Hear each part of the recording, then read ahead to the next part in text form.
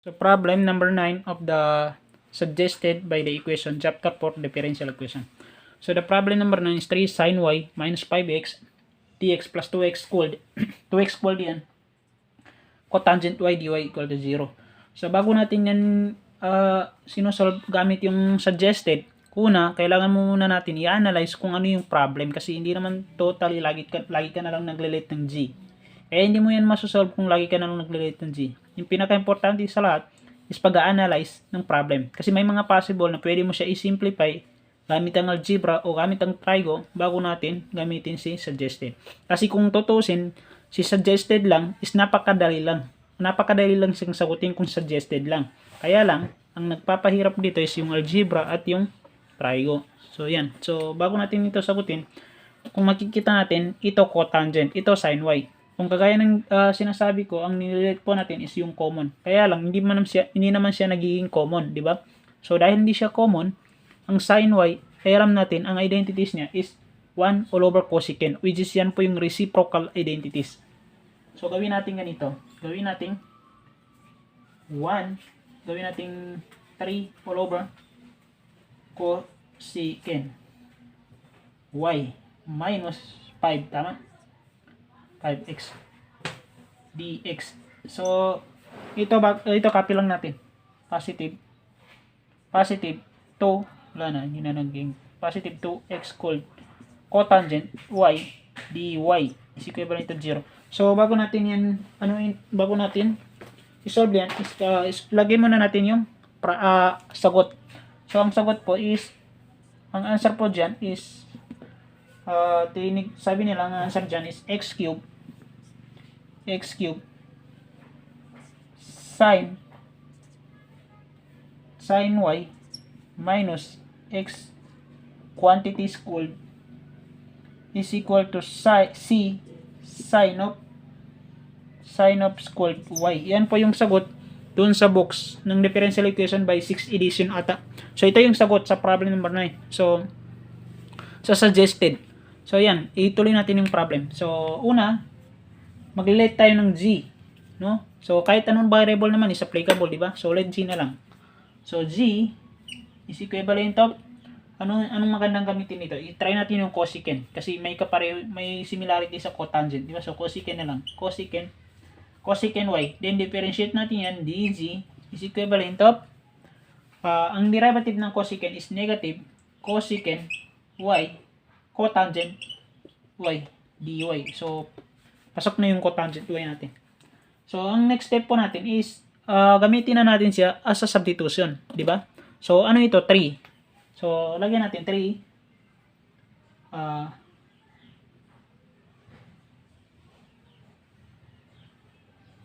So, ito, balikan natin yung problem. Ito na yung problem. So, lagyan natin 3. 3 all over cosecant y minus 5x dx yan, di ba? Plus 2x squared cotangent y dy is equivalent to 0. So, kailangan natin tanggalin si cosecant para ma-substitute na natin agad si substitution. So, para matanggal siya, anong gagawin mo para matanggal siya? So, para matanggal yan, kailangan mo mag-multiply ng cosecant. Tama, cosecant y. So, matanggal na ito, magiging 3 minus 5x dx na lang. Tama? So, dito yung 5x, meron pa yung cosecant pala. Kasi ito multiply by 3, divide dito, matatanggal. Ito multiply by 5x, magiging 5x cosecant y dx. Then ito magiging 2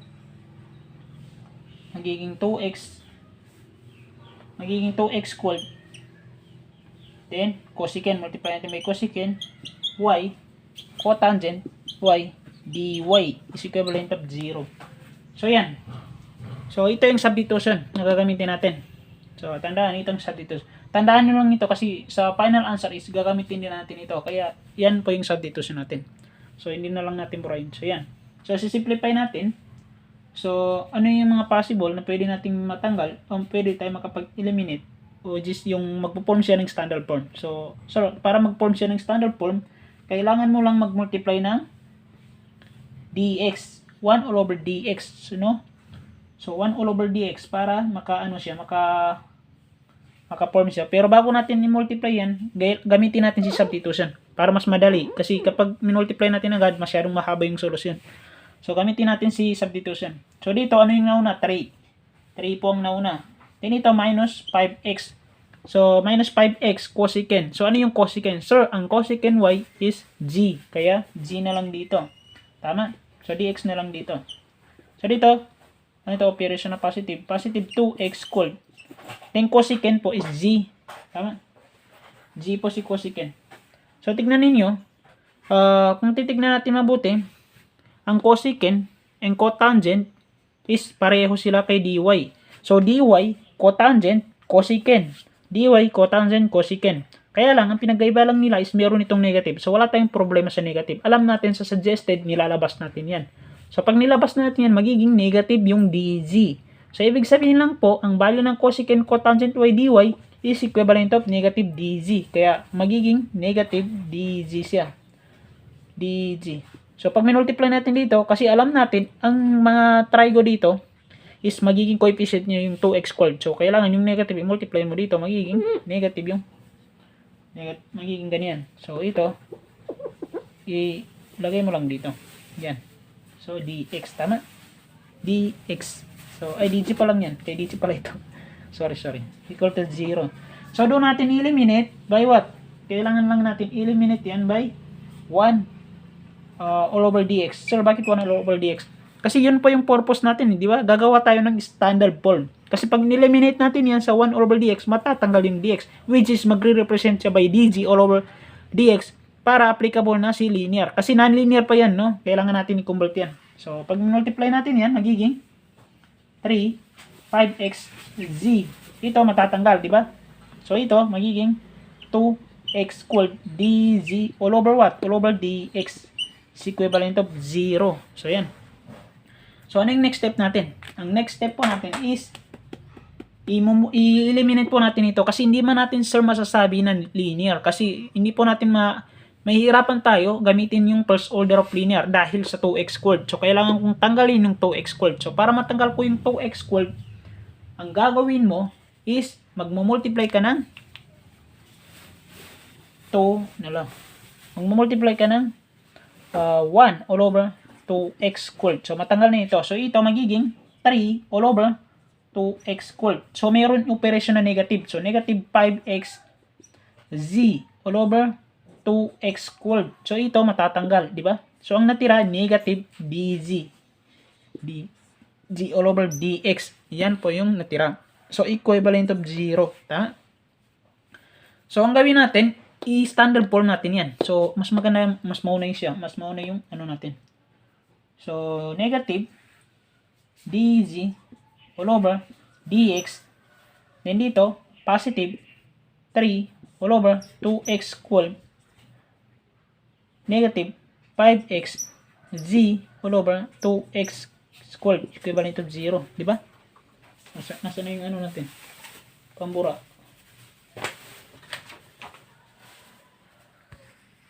So, yan. Ang kailangan lang natin gawin dito is itong nakuha natin, i-multiply natin by negative 1. So, sir, bakit nyo po i-multiply ng negative 1? Kasi para maging positive yung linear natin sa dg over dx. So, pag minultiply natin ng negative 1, magiging positive na. Ito, magiging negative. Ito, magiging positive. So, yan. So, ipagpalagay natin na multiply na. So, ang gawin natin, magpo-form tayo ng g at yung linear natin na f of x and q of x, no? So, kailangan natin i-form yan. So, kasi yung n to the power of, sa Bernoulli pala yun. Sorry, akala ko Bernoulli ito. So, ano natin? So, yan. I-isolate na natin yung problem. So, madali lang ito. So, ang gawin natin, ito, natatanggal pala ito, no? Yung x kasi law of exponent. Yan, tatanggal yan.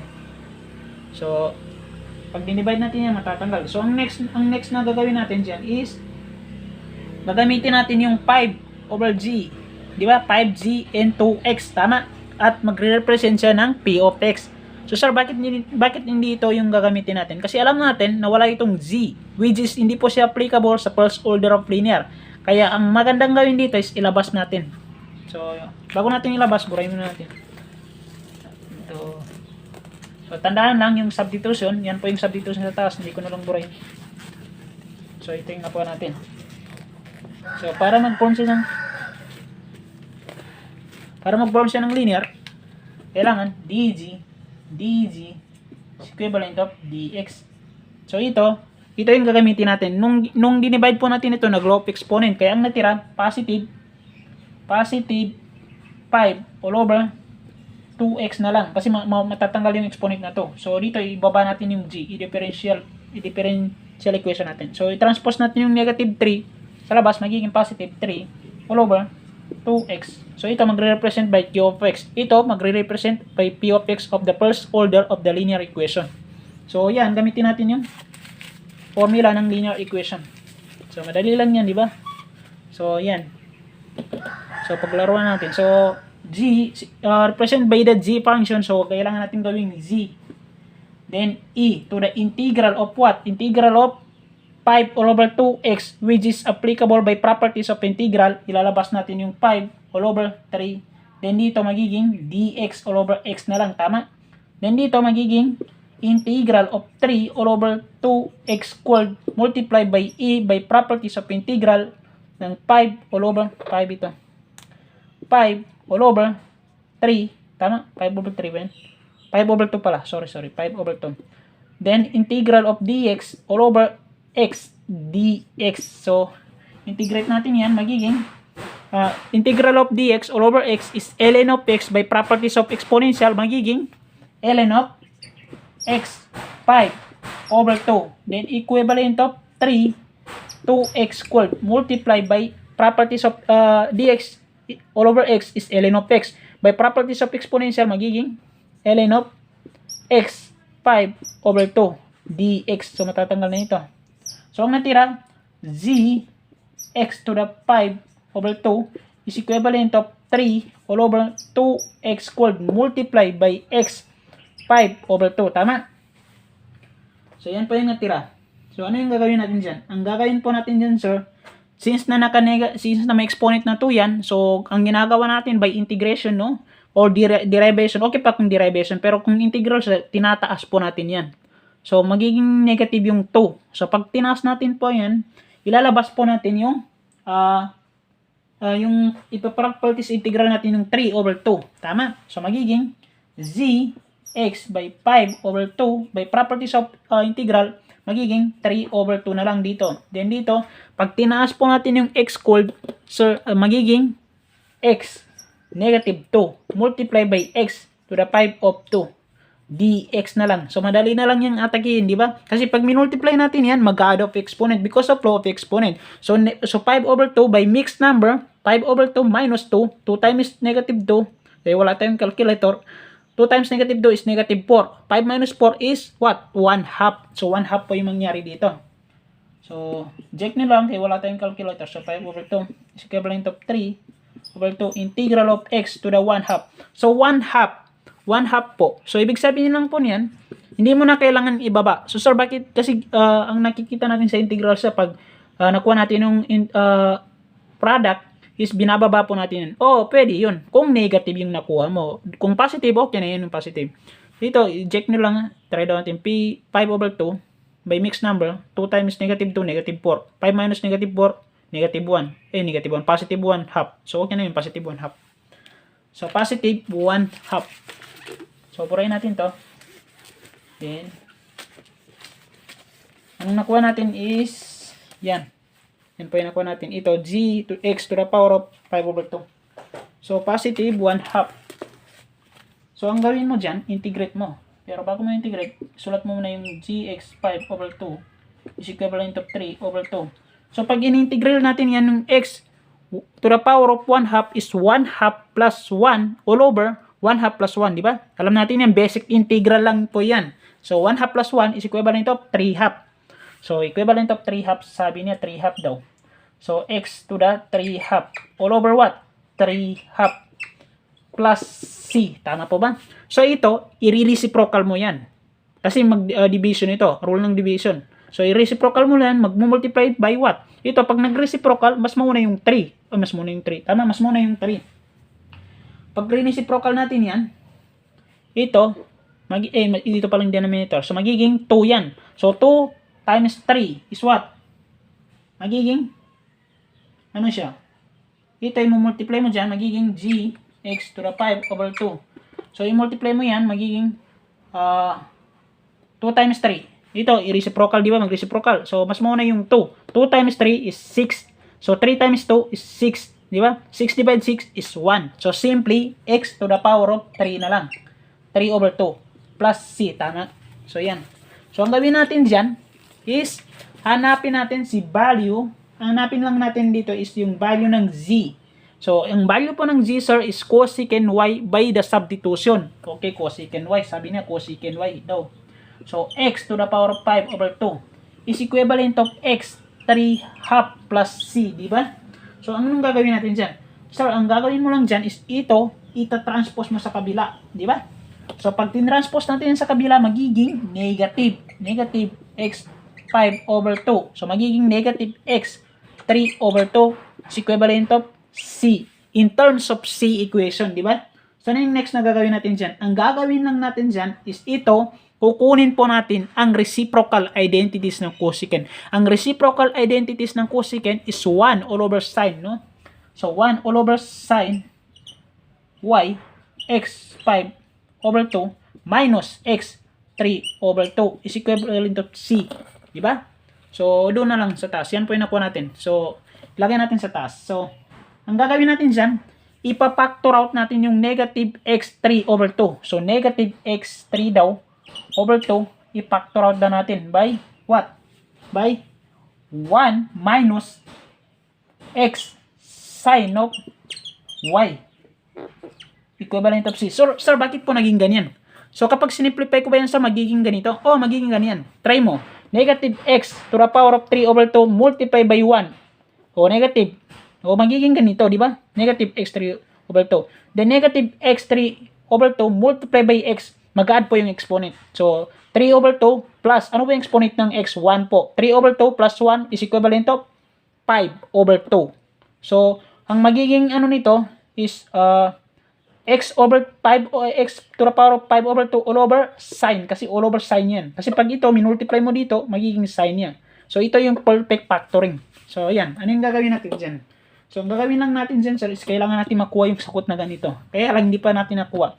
So, ano yung gagawin mo? So, para makuha ko yun, sir, by mixed number, which is combined by trigo, sin y multiply by 1. So, x 3 over 2. So, multiply by 1. So, sin y all over, oh, wait lang, minus pala yan, operation, minus x. Diba? So, ano yung magiging equal niya? So, magiging equal by sin, by LCD, equivalent of c. So, ano yung next step natin dyan? Ang next step lang natin dyan is mag-eliminate tayo by what? Eliminate natin yan by, tanggalin natin by negative sin y. So, sir, bakit negative sin y yung gagamitin mo? Kasi para matanggal ito. Then, bakit negative? Positive naman ito. Kasi para matanggal naman yung negative dito. Which is negative times negative is positive. Kaya dito, x to the 3 over 2 na lang. Di ba? Then, alam natin na ito, mayroon nito parenthesis. So, pag mayroon siyang parenthesis, ibig sabihin, isa siyang, we assume the one variable. Which is the one variable is the coefficient is the x to the power of 3 over 2. Di ba? So, magiging sin of y minus x na lang. Then, matatanggal naman ito. Di ba? So, ito yung itong variable na nasa loob ng parenthesis. Ibig sabihin, ito yung magiging coefficient niya. Ayan. So, alam natin yan. Basic lang naman to. So, C. So, yan. Atakin natin. So, malapit na yung sagot, di ba? Ang problema may quantity squared. So, wala tayong problema dyan. Ang gawin natin dyan, kung may quantity squared yan, is maglalagay ka lang ng quantity squared. Tama? Lagay tayo ng quantity squared. So, quantity squared. Yan. So, pag naglagay tayo ng quantity squared dito, lagay natin ito, quantity squared. So, pag naglagay tayo dyan, ito, yung x, matatanggal ito. Tama? So, magiging x cube na lang. So, dito, wala tayong problema. Pag sinimplify natin ito, gamit yung quantity squared, magiging what? Magiging sin squared y. Then, ito, magiging what? Magiging sin squared y yan. Then, wag mo na lang simplify. Gamit mo na lang ito, x, kasi hindi pa lang natin makuha yung sagot pag sinimplify po natin. Ang problema, pag hindi po natin nakikita yung sagot, simplify tayo. Kasi marami tayong foundation sa algebra at trigo. So, maraming method na pwede mo siyang simplify. So, ito, wag mo nang gamitin. ilagay mo lang by quantity squared. So, okay naman kung simplify mo naman ito, then ibabalik mo naman siya doon. Pero wag mo na i-simplify kung ibabalik mo rin, di ba? So, wag ka na magsayang ng oras. So, ayan. So, equal to C. So, C squared. So, ang gawin mo, alam natin ang C squared is equivalent of C. So, bakit naging C? Kasi ang C squared equal to C, square root mo yan. Then ito, square root mo yan, magiging, what? Magiging C na lang. So, in terms of C equation kasi tayo, di ba? So, magiging x cube all over sin y minus x squared C na lang. Di ba? So, hindi pa rin nakuha yung sagot. So, x cube sin x sin y. Nakalimutan natin yung sin. Nag-eliminate tayo, di ba? Nag-eliminate tayo. Nag-eliminate pala tayo. Ito, sin y, multiply natin dito. So, natanggal yung sin dito sa baba. Kasi alam natin is one function lang ito, magiging coefficient na ito. So, ito, negative to negative, positive na. So, ito, matatanggal niya yung sa baba. Pero ito, hindi pa natin na-multiply sa sin. Meron pala dito, equal. So, kailangan meron sin dito. Tama? Meron sin y dito. Dahil nag-quantity squared tayo dito kanina, meron ding quantity squared dito. Nung nag-quantity squared tayo dito, nalagyan ng squared yung sin. Kaya naging sin squared y. So, meron palang sin squared y dito. Nakalimutan natin. So, yan. Okay na. Nakuha na yung sagot sa problem number 9. So, yan po yung sagot doon sa taas. Pareho lang. So, be careful lang sa pagsisimplify para hindi tayo magkamali. Kasi kapag nagkamali ka sa isang bagay, mali ng lahat. Joke lang. So, mali na yung makuha mong sagot.